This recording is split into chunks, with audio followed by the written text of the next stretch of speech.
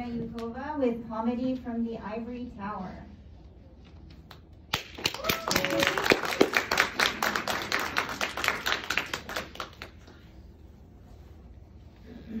Okay, we're switching out moderators.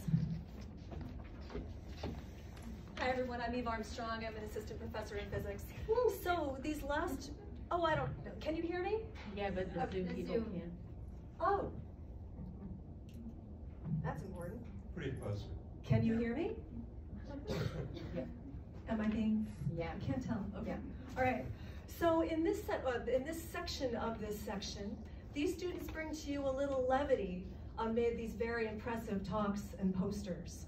These students, Ishaan, Stella, Alena, and Ben, have been developing this material not only for Source, but also to present at clubs and venues around the city. And they're workshopping it for the first time today for you. So I have, with that in mind, I have pencils and little pieces of paper for any feedback that you're willing to give us. Anything that you relate to that strikes you as something that sounds familiar, any points of confusion, anything that you find funny or entertaining, we'd love to hear from you.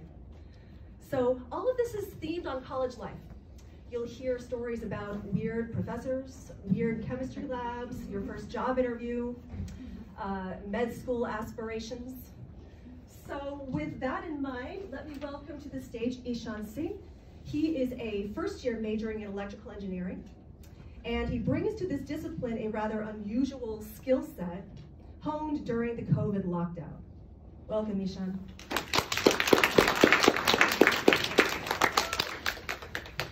I don't know. Oh, okay. I might, but it's okay. You know where it is. Okay, hey guys. My name is Ishaan Singh. I'm a freshman in electrical and computer engineering. I just started though, so not much to say there, but I think I'm prepared for it. My last year of high school was very interesting because it was on Zoom. And it took teachers a bit of time to figure out how to not let random people like your mom into the classroom. Or how to mute that one annoying kid who sounded like he was eating the mic. Yeah, it was fun, but I don't think we learned anything. Like for our chemistry final, I was asked questions like, what would you do if you accidentally poured acid on your hands while you're in the lab? I was like, hold on, what lab? I have been stuck in this house for over a year, and the closest thing I've done to being in a chemistry lab is mix shampoos in the shower.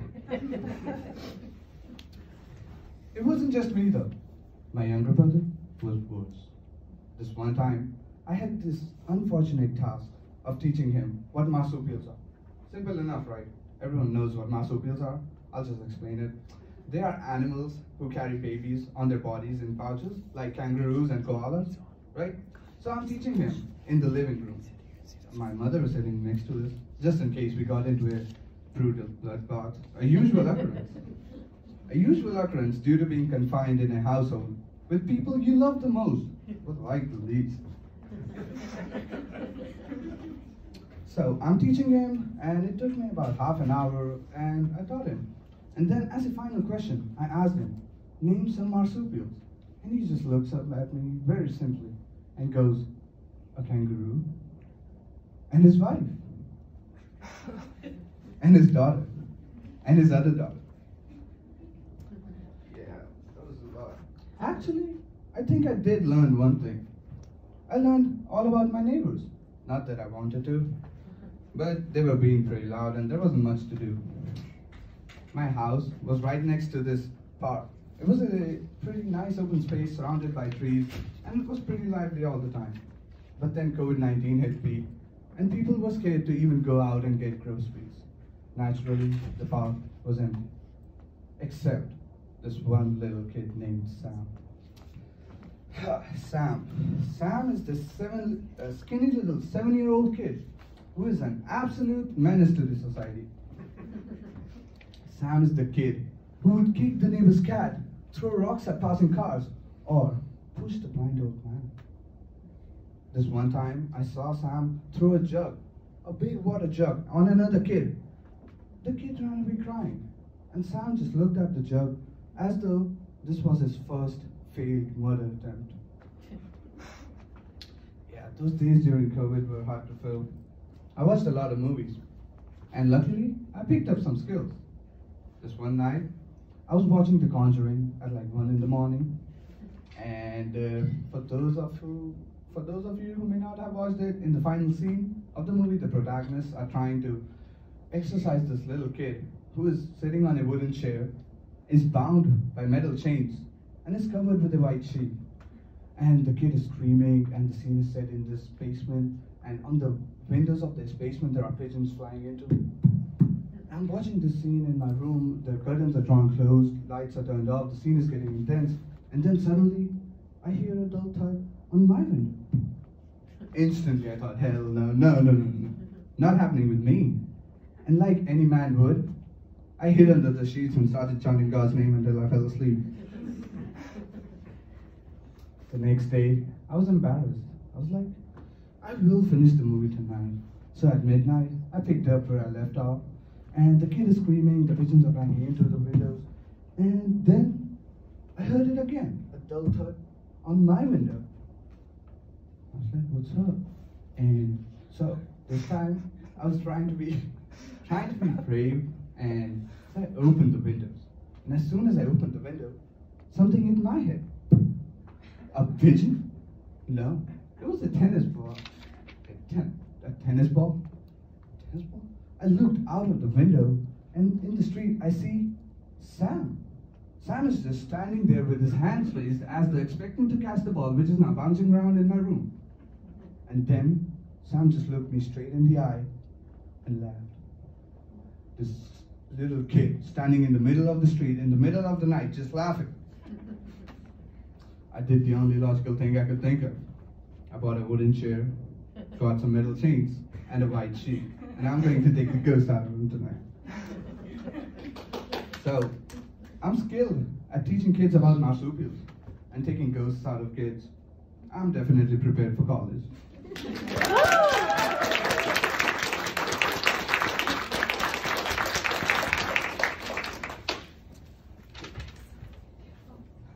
We're going to save the Q&A.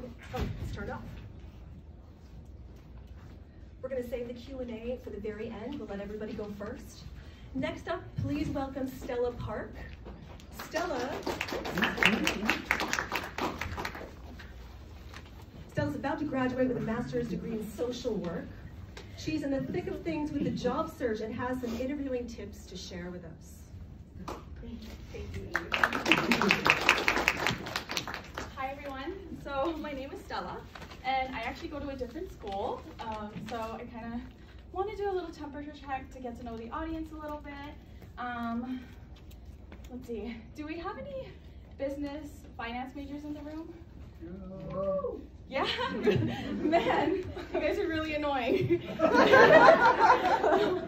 What is the deal with finance bros walking around Manhattan, yelling into the phones and yelling about how well their stocks are doing? Have you guys ever noticed that? Like, we get it. You're the Wolf of Wall Street. There's no need to yell, and the iPhone can hear you just fine. Any psychology majors? No? Oh yeah?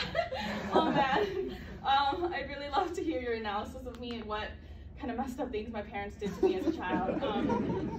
I think we should grab coffee after this and you can tell me everything that's wrong with me after I share my story with you today. And to any of you pre-med majors out there, quick question. Are you actually a good person, or are you really funny? That's a good question. Just a thought. But don't worry, because then you'll get the worst in the room. Me. The social workers with the, oh, I'm going to save the world with my 40K salary complex. Well, we're for sure not saving anybody, and we're sure not saving any money. Anybody graduating in 2020? Graduating this year? It's graduation season. Yeah? Woo, me too. I'm actually about to graduate in May too, so I don't know about you guys, but I actually just had my first job interview. So a few months ago, I decided that I wanted to get a head start on the social work job search process and was actually offered an interview for a bilingual position providing support to distressed older adults in the New York City area. So if you haven't figured it out yet, I am Korean, born in the US, but I am Korean. And while I have some understanding of the Korean language, I really can't speak. But I decide I'm gonna still interview for the job because I really have to pay for my student loans. And I come to find out that the interview is actually gonna be a role play interview where I have to provide bio, psycho, social work support to some distressed Korean person in the neighborhood. And this is gonna be on Zoom for at least 20 minutes. And and they give me the prompt. So I will be the social worker providing therapeutic support to a 75-year-old woman whose husband was recently diagnosed with late-stage terminal cancer and is now exhibiting signs of memory loss. So I start to panic. I know I'm not gonna get the job, but anything to pay my student loans off. So I start trying to get some practice in and start doing things that I normally don't do. I start listening to Korean music, start going out to Korean restaurants, start watching Korean soap operas on Netflix, get on the Korean side of YouTube, research flight tickets to Korea, look at what's trending in Korean fashion, read on the Lonely Planet travel guide of Korea, all these things to make me into a professional Korean speaker. Then I finally decide I'm gonna ask my mom for help. So I give her a call and tell her the situation. All in English because I have no idea how to explain this to her in Korean. And I start asking her for some tips. I start asking her things like, how do you say cancer in Korean? Or how do you say memory loss? And I start writing them down. Then I quickly realize that there's really no point in me writing all of these things down if I can't even formulate these vocabulary words into proper sentences. So I start screaming at her. I say, no, Mom, like, why are you doing this to me? You don't understand. Like, what would a Korean social worker say to this woman? My poor mom. She's not even a trained social worker. I am, but I suck so much that I start yelling at her, basically asking her to do the entire interview for me. And she does a really good job. She starts giving me questions like, do you have any caretakers to help you out? Do you have any children to help you? Do you have any children living nearby to help you out? Would you ever consider a home health aide? What kind of supports do you have? What kind of supports are you looking for? All of these really great social work questions just flying out of her mouth, even though I'm the one wasting $70K on tuition every year. But that's okay. I have 10 questions that I'm prepared to ask, and I wrote them down on a little note card, and I'm just gonna hope that the older adult actress is gonna take my questions and 20 minutes is gonna fly by. Easy, right? So, it's the day of the interview. I wake up with a dry mouth, feel sick to my stomach, skip breakfast, drink a cup of coffee, anxiety starts shooting up, stomach feels acidic, the stupid coffee, but that's okay. 5 minutes before the interview, I power pose in front of my laptop, because if there's anything I learned through TED Talks is that power posing is the key to all sorts of success.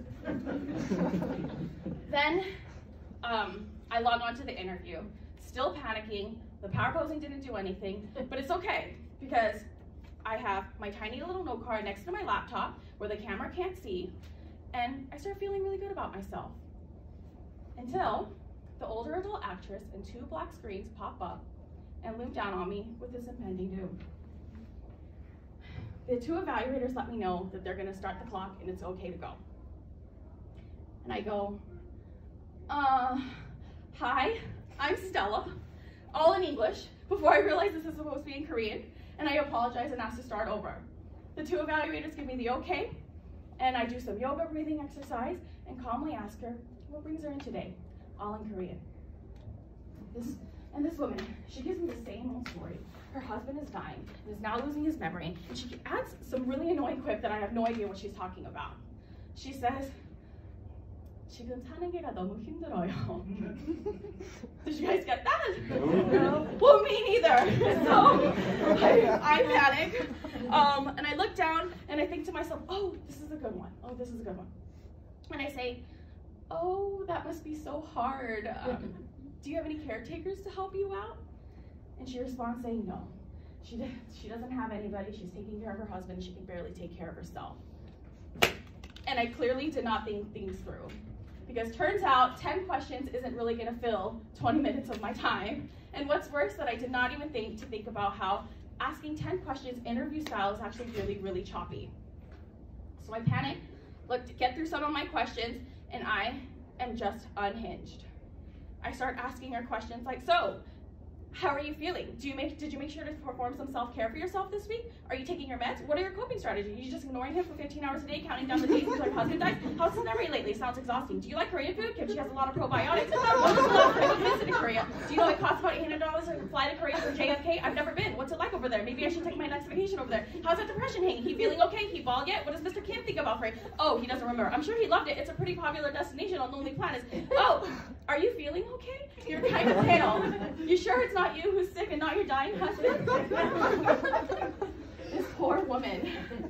Thank God this is a fake scenario, because the real tragedy here is thinking that I learned enough in school to do this. Because soon enough, I get to the bottom of the list and I have nothing. So I look up at this poor woman and her sick, dying husband, and I say, well, all right, have a great day. And I log off. I did not get that job. So if anybody's hiring, please let me know.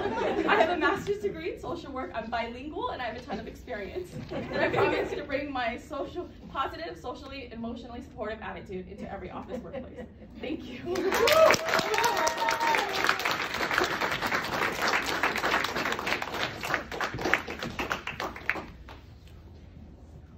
Okay, next we have Ben Shum. Ben is a sophomore majoring in electrical and computer engineering.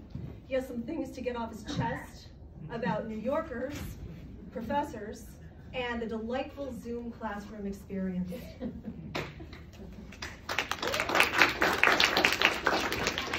Hi everybody. How you guys doing? Hi. So my name's Ben. I'm from California. And you know, I've heard it all. Californians are lazy. They are hippies. They're unmotivated. And they're always smiling, right? But New York, it's a little different, right? New York, you guys are walking around angry. On the subway, angry. Even when you're running, right? You're like, I mean, I thought running is supposed to increase endorphins, right? Endorphins, receptors, dopamine, right? Happy. But you know, I get it. Because, you know, everywhere you walk, it smells like urine. On the subway, you're shoulder to shoulder with people. And there's always some homeless person asking you guys for money, right? Like, I was with my friends the other day, and they're all New Yorkers. So we just finished a movie, and we're talking about where to go eat, right? So we're like, hey, you know, like, hey, what's up? Like, where do you guys want to eat? They're like, oh, I don't know, I'll Yelp it. You know, we'll find something. And some homeless guy walks up to us, hey, man, you guys have $1? I just need to get something to eat. You guys have $1? Immediately, all of my New Yorker friends, right? What do they do?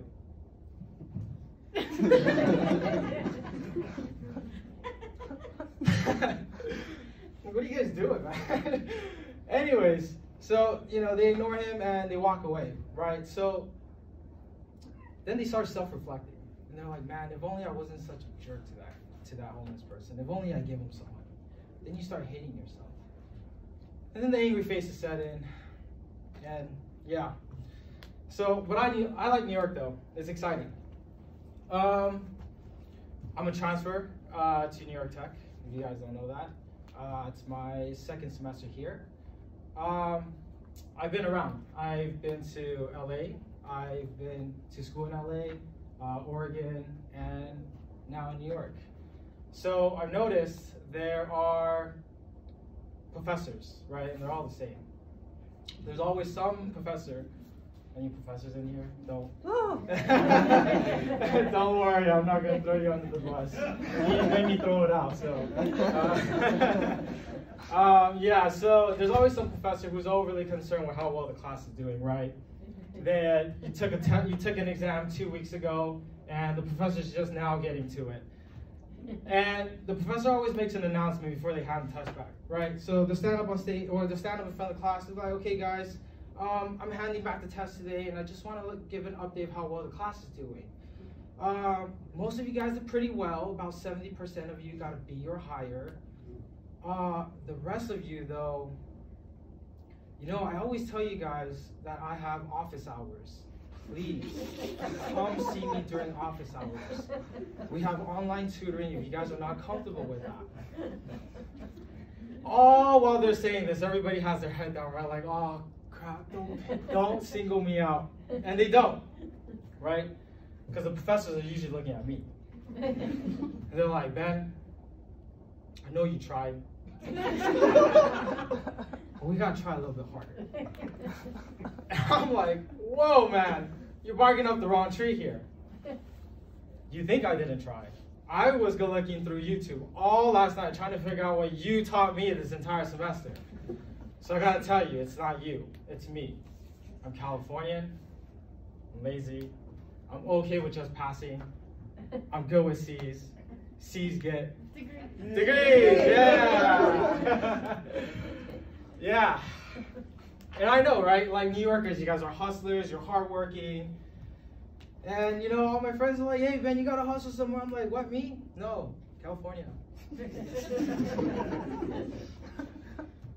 So, okay, last thing. Before I end, last story I want to tell you guys. It's my exciting story of New York Tech. It's a little sad, it's a little happy, it's a little crazy. Can I pick somebody to, I guess. Okay, yeah, you in the brown shirt, what's your name? Faraz. What's that? Faraz. Faraz. Okay, don't worry, Faraz. It's a good story. Can I use you, Professor? Sure. Sure, what's your name? Professor Donaldson. Professor Donaldson, okay.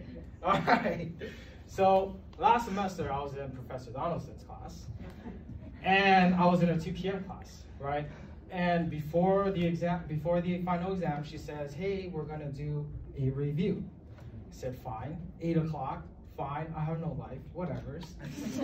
So I agreed to it, right? I go home and I think about it. I'm like, wait a minute, I have a life. I don't want to go 8 o'clock. So I download Grammarly. I Google best way to email professors to get what you want. Cross-reference that with mine. Took me about an hour and a half, right? No big deal. Sent it to Professor Donaldson. First day, no response. Come on. Second day, no response. I'm like, okay, you know, they're just being professors, whatever. Third day, finally, we got a response. Yes, all right. I opened the email. No, sure, Ben. No, hey, how you doing? She sent me Zoom link. All right, fine, whatever. So I joined the Zoom link. 8 o'clock comes around. I join the Zoom link. Professor Donaldson's not there. We don't know why. So it's me, Faraz, and some random guy driving, right? He's zooming into the class while he's driving. And he's like, he's just spewing nonsense, right? The first thing I hear is, oh my God, guys, oh my God, I'm going 90, going to Manhattan, coming from Long Island. I'm a sensible guy, right? 2 dots, one thing I said. So I was thinking and said, I was like, dude, drive faster. Second thing was, why are you driving to Manhattan when there's a campus on Long Island, right? So, whatever's, you know, 10 minutes go by, he's spewing nonsense, we're just talking. We realize he's trolling us. So Faraz here was like, hey man, are you in the right class? I swear to God, this is his voice, okay? He goes, driving, right? Yeah, bro, architecture, right? What? You're not even in the right class, man. But here's the kicker. Joke's on us. It's Zoom. You don't need to be on campus. So 10 minutes go by, me and Faraz, we're talking, and it's 8:30, right? We're like, hey, where's the professor? Where's Professor Donaldson? So I checked my email, nothing, nothing. I checked Canvas, nothing, because I'm thinking, you know, maybe like, hey, I'm gonna be a little late, whatever. So we checked Zoom, lo and behold, she's there. I'm like, when did she get here, right? So Faraz was like, Professor Donaldson? Immediately, she turns on the camera and she's like, That was going fast, huh? Wait, what? You sat there watching us the entire time, you little creep? I'm just kidding. So, yeah. So, you know, I'm learning to be a New Yorker, right? Be a little more aggressive. Ignore homeless people. And practice my RBF. Yeah, thanks guys.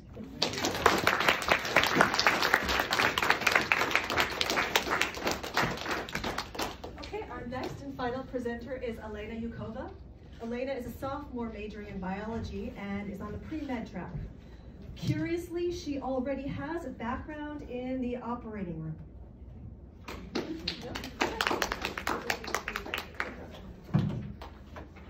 Hi guys, my name is Alena, and I'm here not because I'm funny, but because this comedy club thing is led by Eve, who is my physics professor, and I was hoping that if I join, I'll get extra credit on my physics exam. Apparently that's not how this thing works. The things we do for extra credit. So, are there any bio or pre-med in here? Yes. Who are my people?